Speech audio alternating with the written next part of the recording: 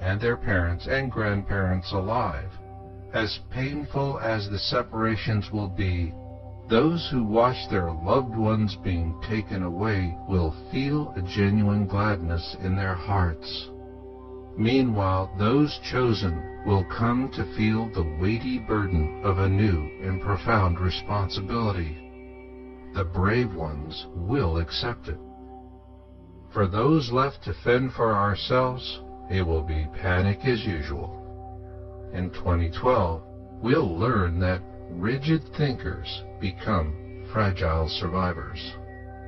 Quickly overcome by events, they will be amongst the first to surrender to whatever fate has in store.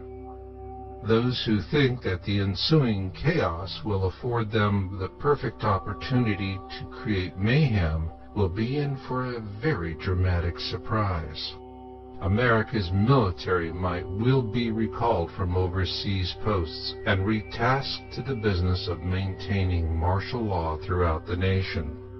Those who are accustomed to manipulating the legal system will find themselves in a new kind of system, one in which those who choose to act irresponsibly will be met with immediate and, in some cases, brutal consequences. It will have to be that way. Many will pack their belongings and whatever supplies they have at hand and flee urban centers. That is, for as long as they can drive before the roads become impassable due to traffic congestion and natural catastrophes. There will be no guarantees for those chosen by their governments to survive, as well as for those left to fend for themselves. But there will be those who are prepared. They will plan their routes to safe havens long before the early signs of crisis become undeniable. Then, when the time comes, they will be prepared, and they will know how to act calmly and quickly. As they make their way to safety, they will join with like-minded others and form small survival groups where service to others is the rule and not the exception. They'll understand that surviving Planet X in 2012 is less about what is in your bunker and more about what is in your heart. As Louis Pasteur so aptly put it, chance favors the prepared mind. To help you make the best of your chances, Planet X Forecast and 2012 Survival Guide offers practical strategies and useful how-to information. For those who shall walk this path, it has one singular goal: to help you get through the difficult years ahead. Eventually, Planet X will leave us in peace once again, and the steadfast few who have survived through a philosophy of service to others shall arise from the ruins. They will embrace this new future with humility, compassion, tolerance, and above all, love. For in the fullness of time, they shall bear witness to the marvelous rebirth of our world. And what will that look like?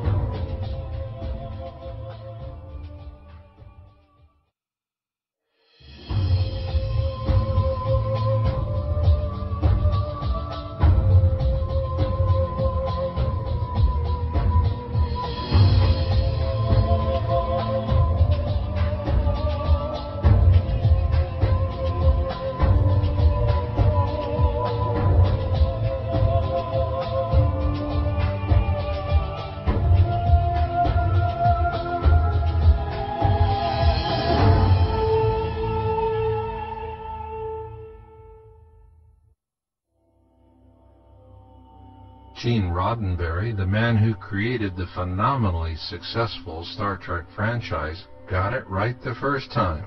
We will have a Star Trek future. But not at first. This is because the first order of business will belong to Mother Earth, the giver of all life.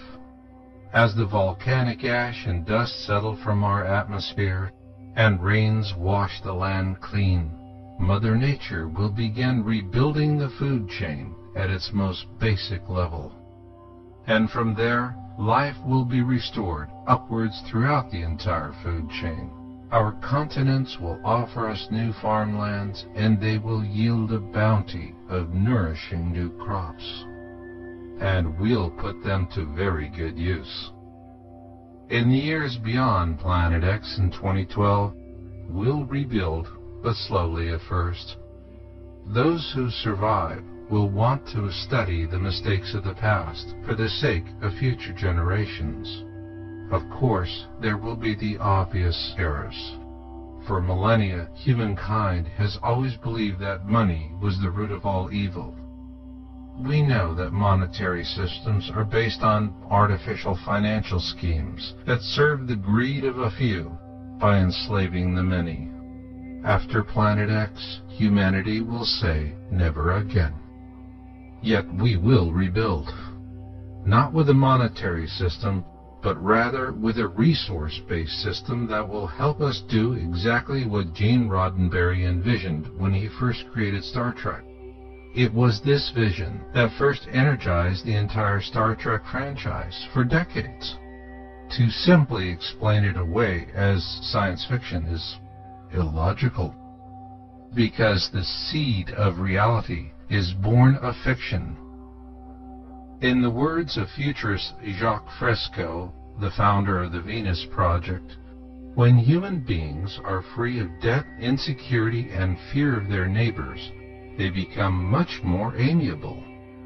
Jacques Fresco was a man who grew up in the misery of the Great Depression and would then devote his entire life to the hope of an egalitarian future where resource-based economies would end human suffering once and for all by bringing out the best of humanity through service to others.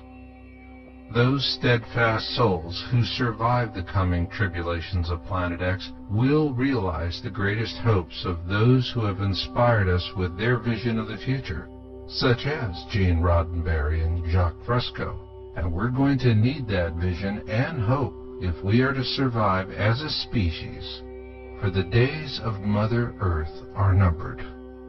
Knowing that, we will begin colonizing our own solar system in preparation for the most important step in our survival as a species.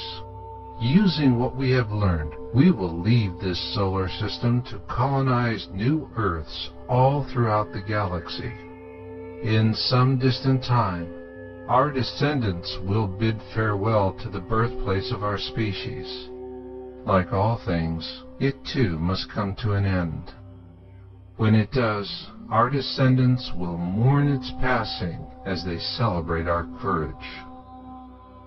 In the difficult years ahead, each of us has to be in it for the species, because 2012 is about evolution. For more information about Planet X in 2012, you can visit Your Own World USA. That's YOWUSA.com. For Planet X Forecast and 2012 Survival Guide, this is co-author and publisher Marshall Masters thanking you for taking this first step in becoming self-informed about this vital topic.